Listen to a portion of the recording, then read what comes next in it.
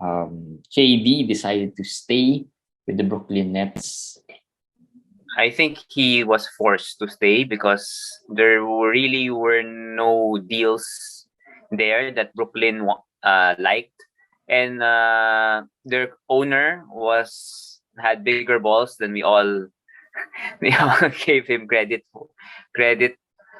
Joe Tsai is the first owner that really stood up against the superstars and didn't want to be forced to make deals just to appease KD. But a lot of experts did predict that KD will start the year still in Brooklyn. But there will be a chance he will be traded sometime this season. But I think he might stay through the year, at least for this year. At least for this year. Now, we talked about KD in the last episode, and that was hours before this announcement came out. Yeah. Now, we talked about the value of KD fantasy-wise, with the assumption that he might be traded, or there's this, hanging question of whether he will be traded or not. Now that there's a little more certainty here, we don't know if he's going to be staying until the end of the season. But let's say, at this point, what's the value of KD? Where do we value KD now in fantasy terms? I think he can be top five. I really think he can be top five. It depends on how you analyze the situation. I believe he's gonna be motivated. He's not gonna be sulking like Harden. And that's not KD. That's not how he is. He's not like Harden or Kyrie or those other players. He's a baller, as he said. He likes to hoop. He likes to play. So now that he's decided to stay, and he actually, one underrated thing here is that he has a strong team. He's not staying, and then Brooklyn might, be just a 7th, 8th seed play in or whatever. They're top 2 or 3 in the East. So I think that's gonna motivate him even more. So I think he's gonna have a big year, unless he gets injured, of course, which is very possible.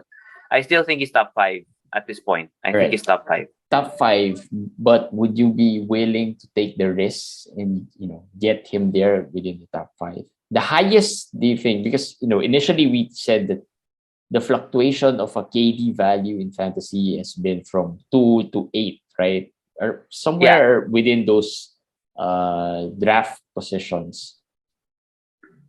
2 would be a good spot. I mean, like we said, next to Jokic, there's really no clear number 2.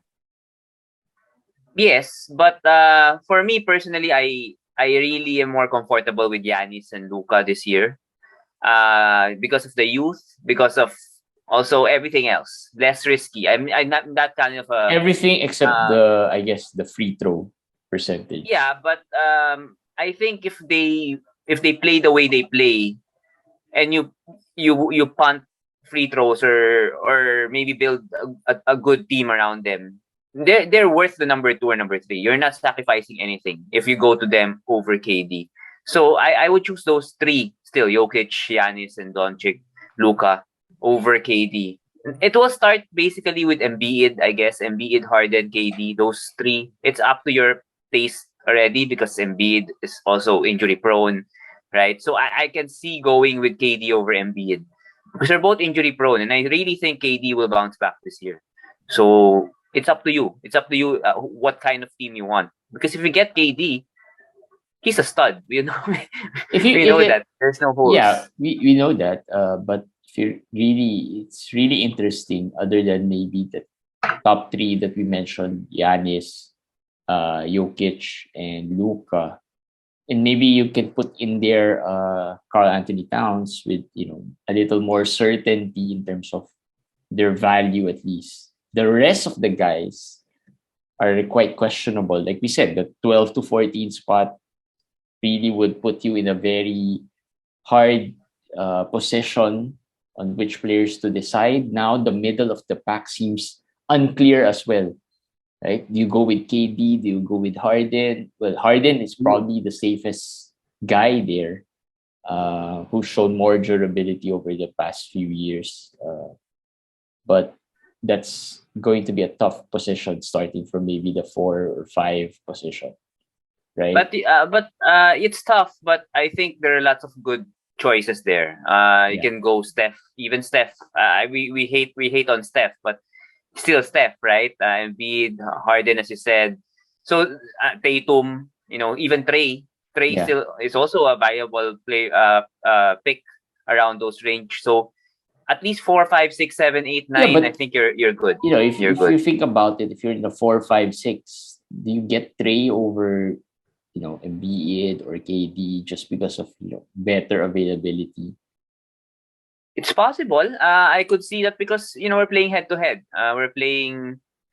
It's important. It doesn't matter if per game they're really better than Trey if they're not gonna play half of the season, right? Yeah. And the schedule of Trey is not bad.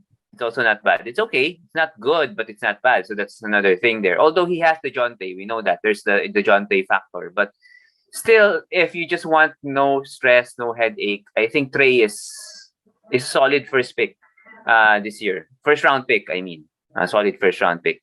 So yeah, I could see that happening.